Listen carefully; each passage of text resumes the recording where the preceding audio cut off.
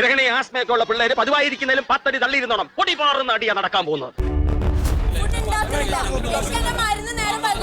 എന്താ കുറിപ്പിയേട്ട കാര്യം? ഇത് കുഴപ്പമാവുന്ന ലക്ഷണമാണല്ലോ. ഈ സോളവും പറഞ്ഞതിലും കാര്യമില്ലാതില്ല.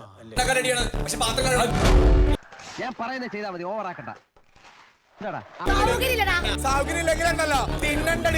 തുടക്കത്തിൽ ഉടക്കാനാണ് ഭാവമെങ്കിൽ തന്റെ ഈ ക്ലോസറ്റ് കഴിയുന്ന ബ്രഷ് പോലത്തെ തലയുണ്ടല്ലോ പോളിച്ചടിക്ക് പെട്ടിലാക്കി പേഴ്സണലാക്കി കഴിഞ്ഞ കിച്ചൻകാരനെയാണ് മുന്നിൽ കഴുകാറുള്ളത്. എനിക്ക് അത്രയ്ക്ക് ദേഷ്യം വന്നു.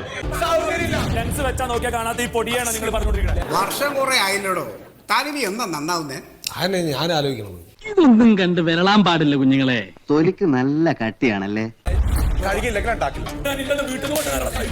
വേഷം കെട്ട് എന്റെ അടുത്ത് കാണിക്കരുത്. എവിടെ ഇതൊരു നടക്ക് പോണ ലക്ഷണം ഇല്ല. ഞാൻ ഇവന്റെ 2 എണ്ണം വാങ്ങിച്ചിട്ടേ പോവുള്ളൂ. എന്റെ കർത്താവേ, എന്നെ നീ നല്ലവനാക്കാൻ സമ്മതിക്കുകയല്ലേ. നമ്മളിതിലില്ല, കണ്ടാ മതി.